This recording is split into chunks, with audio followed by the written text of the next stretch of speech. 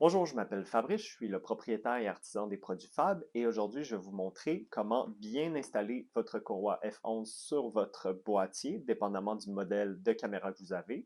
Je vais également vous montrer comment bien l'ajuster et rester jusqu'à la fin de la vidéo parce que je vais vous montrer plein de petits trucs très pratiques à savoir pour utiliser votre courroie. La première chose à vérifier, c'est à savoir quel type d'attache vous avez sur votre caméra.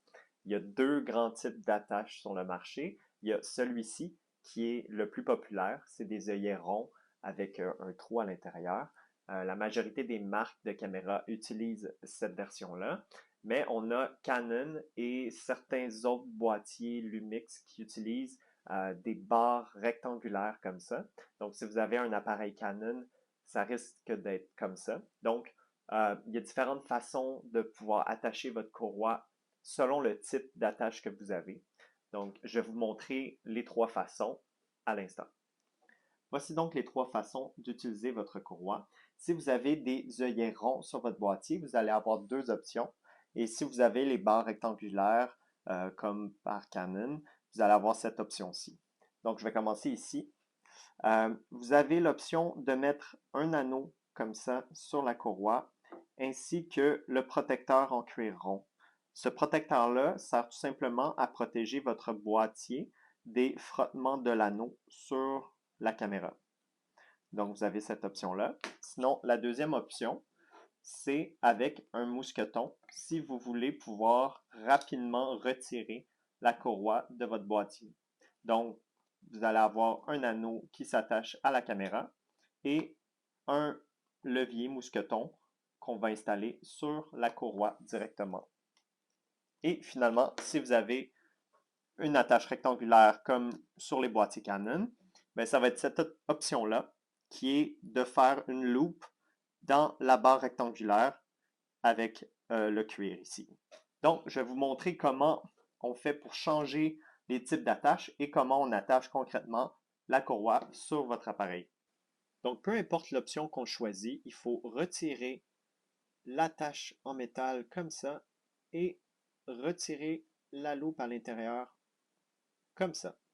On va retirer l'attache comme ça en métal et dans ce cas-ci, je vais enlever le mousqueton et je vais mettre l'anneau. Si j'avais un appareil Canon, j'aurais tout simplement passé la loupe dans la caméra.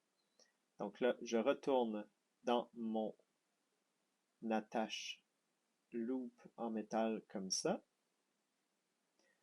Et il me reste juste à passer la languette à nouveau dans l'attache. Donc, on commence par le bas ici.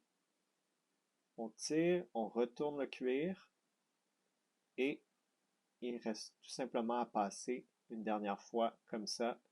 On vient ajuster et je vais tout simplement remettre le cuir droit de cette façon-là. Et voilà. Donc, pour ceux qui ont un appareil Canon, je vais juste vous montrer l'étape où on passe dans la caméra. Donc, il faut vraiment passer de cette façon-là. Donc, du bas vers le haut, dans cette direction-là.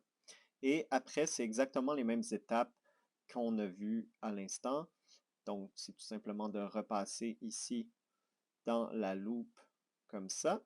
On va venir la descendre ici. Et ensuite, de refaire notre loupe dans la tâche. Donc, une première fois ici, on va venir tirer la languette et on replie et on repasse une deuxième fois ici. On vient chercher la languette et on tire. Voilà, on peut réajuster par la suite. Et voilà. Aussi, pour éviter d'avoir une longue languette comme ça, on va tout simplement pousser la tâche comme ça, le plus loin qu'on peut pour réduire la longueur de la languette qui sort. Donc, on va tout simplement venir faire ça comme ça, tirer, et là, on a quelque chose de beaucoup mieux. Voilà, vous êtes prêt à utiliser votre courroie. Dernier petit conseil, si vous utilisez votre courroie au cou, vous allez peut-être trouver au départ que le pad est un peu raide sur les côtés. Évidemment, le cuir, c'est une matière qui se travaille, qui va s'assouplir, mais si vous voulez accélérer le processus un petit peu, vous pouvez légèrement plier votre pad dans ce sens-là. Ça va vraiment venir mieux épouser votre corps. Donc, en le pliant de cette façon-là, vous allez voir que en l'utilisant, les deux côtés ici vont venir vraiment suivre votre corps comme ça plutôt que d'être droit et venir appuyer sur vos clavicules. Donc, tout simplement, un petit conseil pour que le cuir prenne la forme de votre corps.